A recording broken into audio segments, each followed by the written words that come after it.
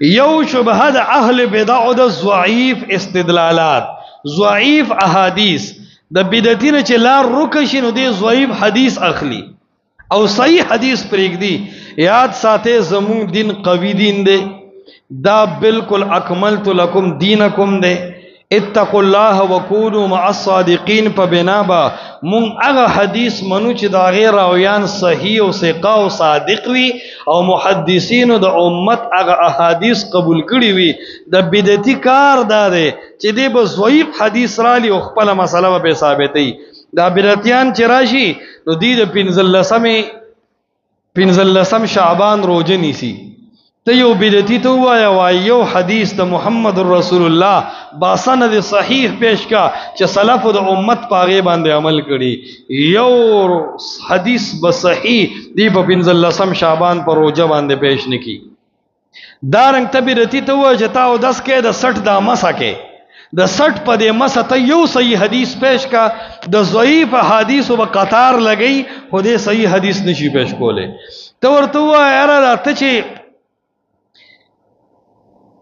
زنی بدعات کې او پر روزه په میاش کې ته په اخیره جمعه قضای عمری کې په دې قضای عمره ته صحیح حدیث پیش کا، په قضای عمره د سره صحیح حدیث نشته، ټول ضعیف او عمومیات به پیش کړي. یا ورته ته وای ته چې د صلات تسبیح په جمع کې ترغیبات چره خزو سړو ته د صلات تسبیح خبره کې ته د سلفونه په صحیح سند د صلات تسبیح من ثابت کا، دی به صرف ضعیف سیزونه پیش کړي. ته د تو وای ته چې دا او 10 کې او د هر اندام د پر جدا جدا دعاګانې وي، ته دا دعاګانې په یو صحیح حدیث پیش کا او ثابت کا، دی به صرف ضعیفات پیش کړي. د ته به تو وای چې ته دا جنازې ته ودرېږي او دا 1 کیلومتر نیت په خله باندې وې، نیت مې کړې او نیت بکوم او نیت د اخلاص او دوره پکې امام او داسې مې قبله ده، دا خبرې ته په یو صحیح حدیث پیش کا، دی به صرف په ضعیف او حدیث پس ور روان وي. اگر چې په ډیرو مسلو کې ور سره ضعیف هم نشتا، نو د اهل بدع یو طریقه دا ده ضعیف احادیث پیش کول. او ګوره دا خبره ووره زمون دین په صحیح احادیث بنا ده، ضعیف حدیث په دین کې هیڅ حیثیت نه لري. او چې بیا ضعیف جد شي او بیا موضوعي شي بیا خو بالکل خبره ختم. یا ورته ته وای چې دا ته امام بششاته فاتحه نه وي، ته داسې یو حدیث پیش کا چې دا غي په مفهوم د عوامم پويږي چې امام پسې به مقتدی فاتحه نه وي، و یو صحیح حدیث پیش کا ته د تګوره چې دی بیا عن عمرو بن شعیب عن ابي عن جده نم په بر روانيږي.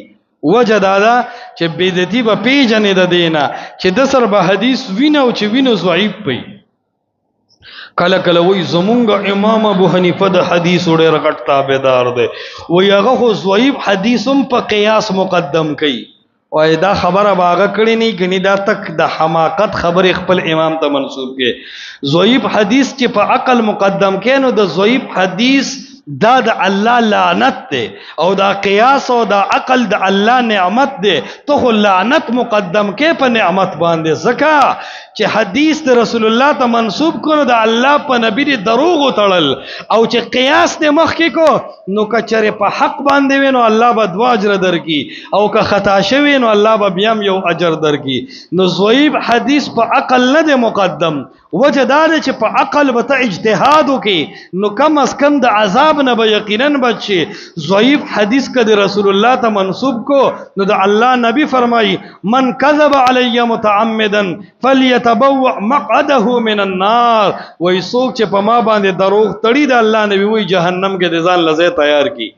نو دا د امام ابو حنیفه اصول دین او کینو دا ډیره غلطه خبره ده چې وای ز ضعیف حدیث پرېدم نه، بلکې زول دومره درجه ورکوم چې په اجتهاد یا په عقل یا په قیاس مقدم کوم. دا غلطه خبره ده. د ضعیف حدیث زمون په اسلام کې حیثیت نشته. نو دا د اهل بدع او شبهات دي.